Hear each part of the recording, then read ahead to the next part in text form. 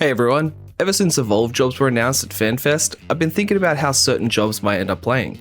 And I've played Samurai a lot since Stormblood came out, so I wanted to make some predictions on it specifically.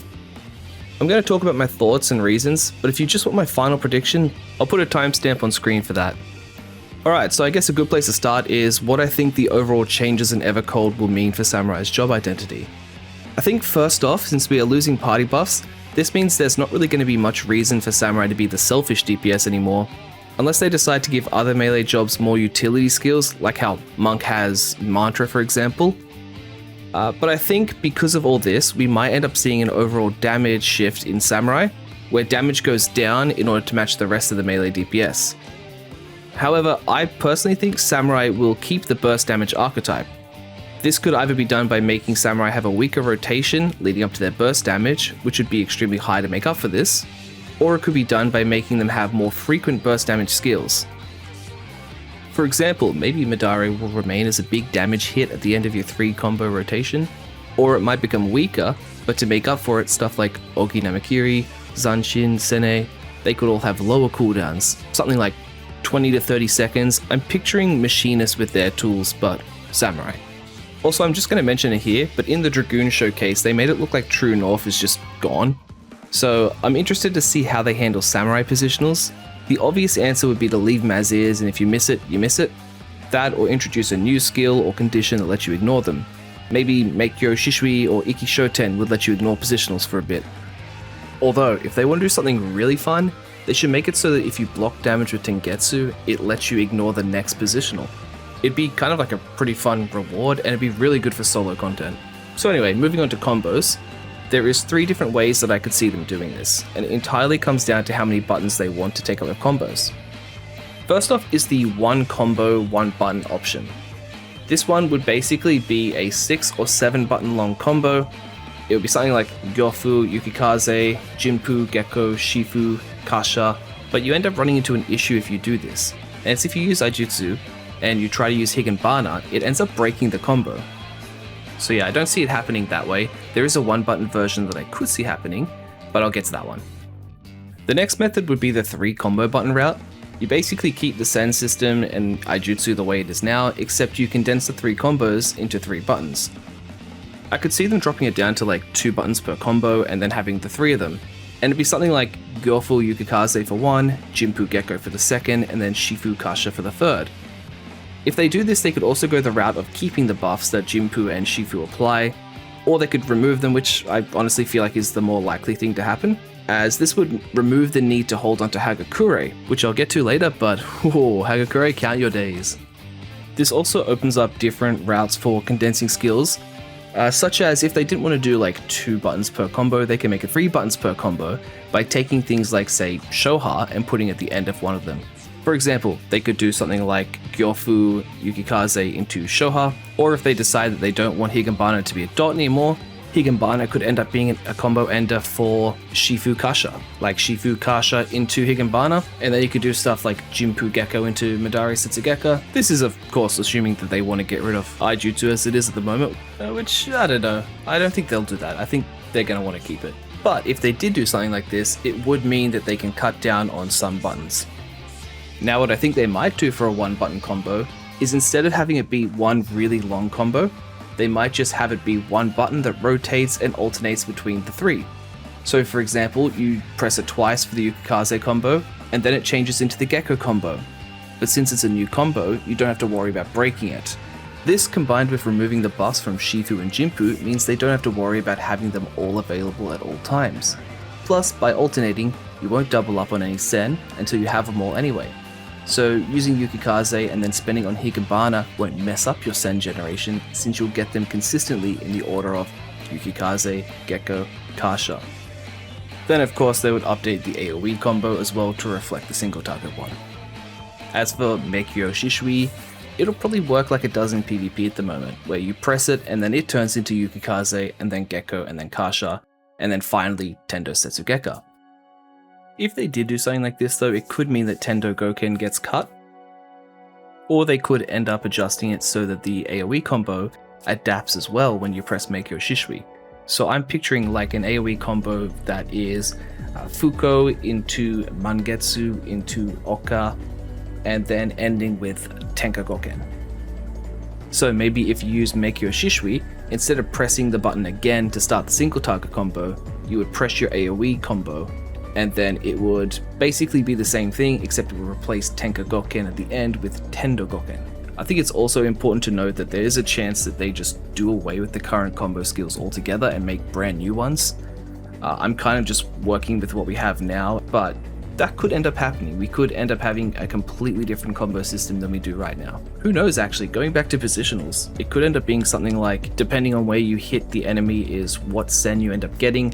Like for example, you get Setsu if you hit them from behind, Getsu from the left and Ka from the right, which would really encourage a very mobile gameplay, which could be interesting.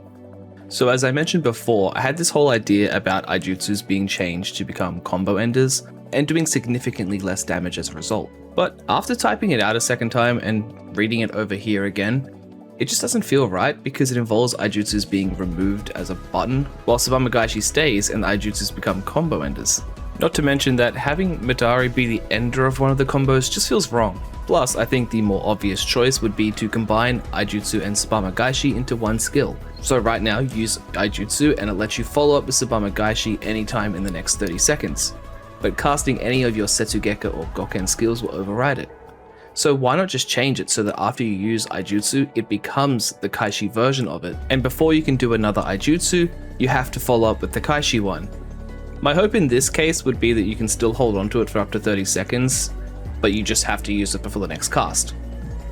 The only way this interferes with current samurai is if you want to do Higanbana, but you also want to hold on to Subamagaishi for a little bit longer, but I think it could still work even with that being the case. Especially since we don't know if Higanbana is even going to remain as a dot, it could just become a single instance of damage, or it could become something completely different altogether. Other than this, I think that Iki Shoten, Zanshin, and Ogi Namakiri might get condensed into one button.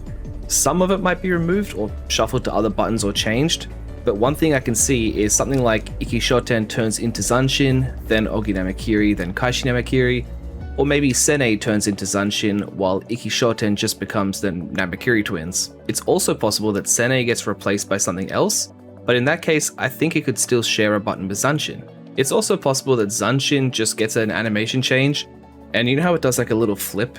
You do that flip and then you go right into Ogi Namakiri and it becomes a big flashy 2-hit move that follows up with the regular Kaishi Namakiri. Or maybe it just becomes a new move with a really long cast bar that has all three of them slapped together. Speaking of Sene though, I think Hisatsu Sene and Hisatsu Guren will be combined to a single button that does a high damage line AoE.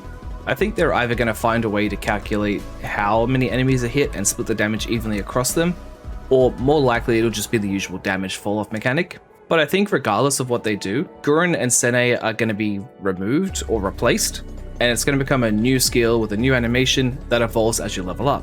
So for example, maybe it's going to be Guren at first, and then at 72 it becomes Sene, and then at level 102, for example, it becomes something new. But regardless of what animation and name it's currently going under, it's still going to be the same general idea, which is an AoE line attack. Then after that, I can see Guren and Sene becoming skins for the new skill.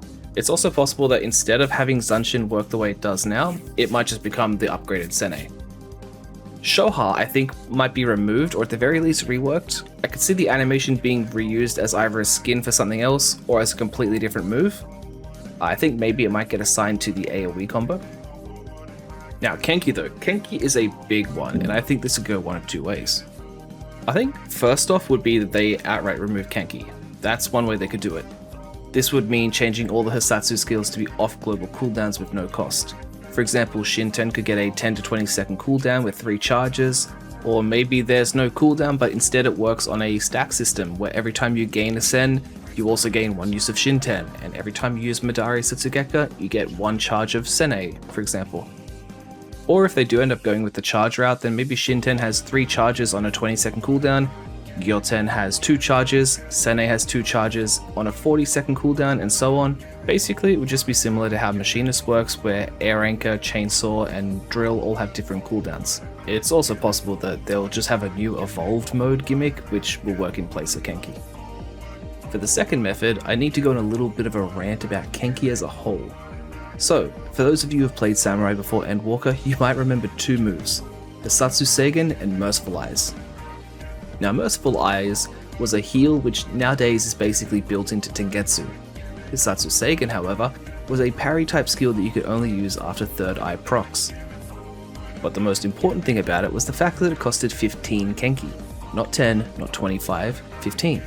Now this is the thing that I've been complaining about when it comes to Kenki for the last few years to anyone in my static who is unfortunate enough to ask me what I think about Samurai. So it used to be that you had to plan ahead. You wanted to be able to save enough to use Seigen after a third eye proc, especially since third eye didn't give Kenki back then.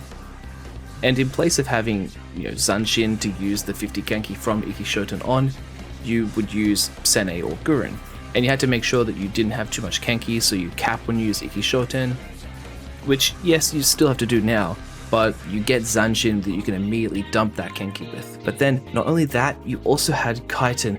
Oh, Kaiten, please come home. I kept your room just the way you liked it. Anyone who played Samurai when this was removed still feels the sting, and anyone who didn't knows how annoying it's been listening to Samurai mains go on and on about it for years.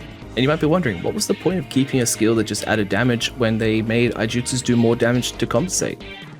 Well, the reason Kaiten was so good is that it cost 20 Kenki. So not only was there a 10, 15, 25, and 50 Kenki cost skills, you also had 20, which you wanted to use every time you use Aijutsu, making it even more important to manage your Kenki to make sure you had enough for that. Also, the animation was just sick and flowed into Aijutsus perfectly.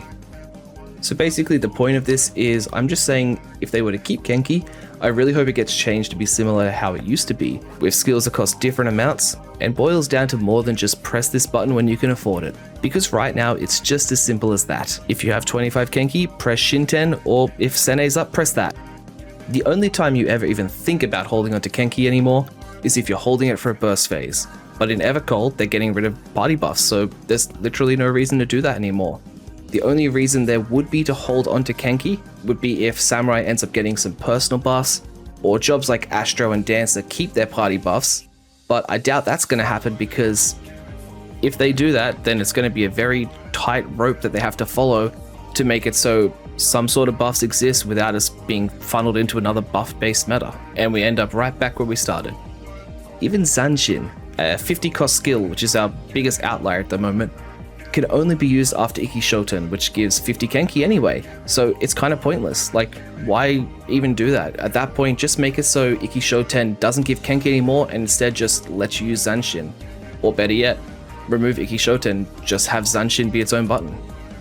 So what I'm getting at here is that Kenki is useless as a mechanic right now, and the only interesting thing about Kenki is that it lets Gyoten have damage on it without it becoming a skill that you just use for damage instead of mobility, which I'm super worried about with the future of Samurai. Regardless of what they do, they need to either have Gyoten do no damage, or have it do damage equal to the cost when compared to other skills using Kenki like it does now. 100 potency for 10 Kenki, while Shinten does 250 potency for 25. So it ends up being 10 potency per Kenki right now, regardless of which one of the two you use, which is really good because that way you can use it for mobility without having to worry about losing the resource, and you also aren't using it purely to do damage, and then when you need it for mobility you don't have it, which is one of my biggest issues with, say, Warrior right now. But anyway, yeah, so the second method is that I see Kenki remaining, but it goes back to how it used to be with more variety and cost and more skills based around it. That said though, I think if I had to guess, I'd say Kenki being removed or reworked is the more likely one, as it would free up a lot of buttons, it would remove the need to balance around cost or follow patterns, and it would also give way for them adding a new system that is exclusive to Evolve Samurai. Now for the individual skills that relate to Kenki. I don't see them keeping Hagakure as its own button. Right now it kind of exists as a band-aid fix that was added after Ikishoten took its job back in Shadowbringers. It used to give much more Kenki per sen removed, and when Ikishoten arrived with its 50 Kenki boost, they kind of removed Hagakure only to then add it back later when players wanted a way to get rid of Sen in certain situations, albeit with much less Kenki gain. It became a core skill in Shadowbringers since you wanted to use it to basically prevent Tsubame Gaishi from drifting and ensure that it was always up and ready when you use Madari Setsugeka. But then in Endwalker they changed it so Tsubame Gaishi didn't have a cooldown, which kind of removed the main use of Hagakure at the time. It was still good for filler in your rotation, which some people would use it for, but in Dawntrail it wasn't really necessary. And so the main use for it right now is just if the boss becomes untargetable and you're waiting for so long that your buffs fall off, you want to use it so that you can then reapply your buffs before using Madari Setsugeka, or if your buffs run out when you're running between packs in a dungeon. So this is why I think Hagakure is likely going to get removed. The only way I could see it remaining is if it gets reworked to become its own type of attack. I don't know, I do think it's just going to get removed, especially since I have a feeling that they're going to remove the self buffs from Fuka and Fugetsu, which means that there's no real worry about buffs dropping anymore, and that kind of takes away Hagakure's last use. Third Eye and Tengetsu I think will definitely be staying. I think it's going to keep the built-in heal they added for Tengetsu, and regardless of whether or not they keep Kenki, I can see it turning into either a Satsu Seigen or a new skill with a similar effect. Basically bringing back the counter attack without needing to take up an extra button. Like you block damage with Tengetsu and then the Tengetsu button turns into Seigen. Or maybe they'll just make it so that it does like an automatic damage reflect. A part of me wants to say that they're not going to do some sort of perfect parry system like what Evolved Paladin seems to have, but I'm also hoping that they do because I think it would be really thematic and really fit in with Samurai. Like maybe if you get the perfect parry, that's when you get to use Seigen. But if you don't get the perfect parry, it's just the mitten heal or regen. As I mentioned before, I think the other thing that's going to happen to Third Eye or Tengetsu is that if you get it, it's going to let you ignore the next positional. I should say this isn't like a straight up, like I think this is what's going to happen. This is just me having a guess at what I think their Samurai version of ignoring positionals is going to be now that it looks like True North's gone. Kaiten, I sadly don't think is going to come back unless they keep Kenki, which I'm not confident they're going to do. But who knows, maybe we'll get Kaiten back in a different form. Maybe it won't need Kenki. Maybe it'll be something completely different. Maybe it'll be a new self-buff. Shinten and Kyuten I think are going to be combined into one button. Either a new AoE skill, or Shinten's going to get changed so that you now stab so hard it just sends like a line AoE out as a shockwave. And the last Kenki-based thing to talk about I think is Gyoten and Yaten. So if Kenki removes, these two shouldn't do damage anymore. Having damage tied to a movement ability with a cooldown instead of a resource just makes it so you end up using it for damage and not mobility. I think what I could see happening is they make it so that if you are more than 5 yards away from your target, the button becomes Gyoten and you dash towards them. Meanwhile, if you're within 5 yards, it becomes Yaten and you jump away from them. The downside to this is that it would feel a bit clunky, which is why I think that instead of that, it might be more likely that these two get combined into a new movement skill. Maybe it'll become something similar to Bard's new mobility move, since it seems to have a similar range to Yaten's current range. I could also see it working similar to Dance's On Avant or Reaper's Hell Ingress, but much faster. And if they keep the damage on it, which I hope they don't, but if they do keep the damage on it, they could make it so that when you dash, it hurts everyone you dash through. Which I'm not gonna lie, using that on a pack of mobs in a dungeon sounds really cool. And also, I know they're not gonna do this, but if the dev team changed it so that Samurai had a movement ability that worked like Shikuchi, then I would forgive the dev team 100 times over for Kaiten, because Shikuchi is the best skill in the game. So similar to Kenki, I think meditation is another thing that might potentially be getting cut. If they keep Kenki, I think meditation will stick around, or maybe be reworked to be a bit different. But if Kenki is removed, I think meditation's likely going to go too, unless there's some new system they add in that they want to have it work on. Meanwhile, Shoha, I actually think Shoha is going to stick around in some way, shape or form. I think either there's going to be a new system that will replace the meditation system and Shoha is going to be a part of that, or Shoha will be changed and made into just a regular AoE skill, or they're going to keep meditation and rework it to be a little bit different, but with Shoha and meditation now sharing a button, because that makes sense. Just consolidate it. Alright, so let's go over what I think the job's going to actually end up looking like. In the developer panel, they said they want to stick to roughly 16 buttons per job. I believe this includes role actions, and while checking the footage, I did notice Paladin had 17. I think this might be an outlier. which is why I think saying 16 buttons is going to be the safest bet, except maybe some jobs are going to have 1 or 2 extra if needed. Which is why, to make this a bit easier on myself, I just decided to give myself a limit of 16 buttons.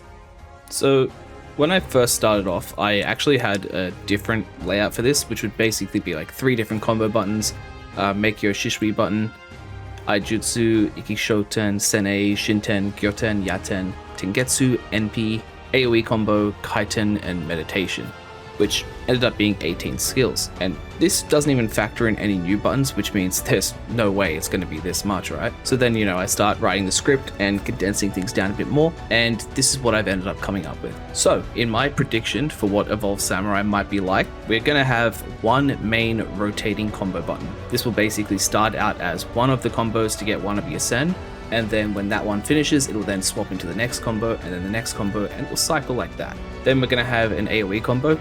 Pretty straightforward. It'll probably just be a 3-button AoE combo that will give you the 2 Sen that are needed in order to cast Tenkagoken. Then after that, we'll have our Mekyo Shishui combo, gone over that before. The Iki Shoten combo, which when you use it will turn into Ogi Namakiri and Kaishi Namakiri, and maybe have Zanshin as a part of it.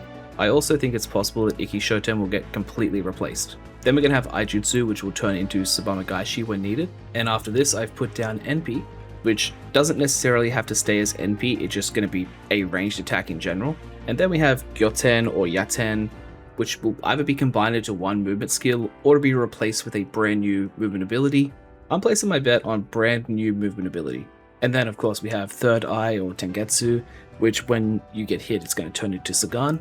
Here we'll have an off global cooldown, which will basically just be Senei, Gurren, Zanshin, one of those all sort of combined into one button. It'll serve that same purpose essentially. And finally Shinten. I think Shinten is probably going to remain regardless of whether or not Kenki does, and that's going to be our final off global cooldown. It's going to be something that's more spammable. It's probably going to be on like a 10-second cooldown and have charges. So all up, that is 10 buttons. And unless they decide to add more role skills, we're going to have 4 role skills, so that makes it 14 buttons, which will leave us with 2 or 3 slots spare for completely brand new things. So the job's basically going to end up playing with you rotating between the 3 main combos to build up your Sen and use Jutsu, just like you kind of would now.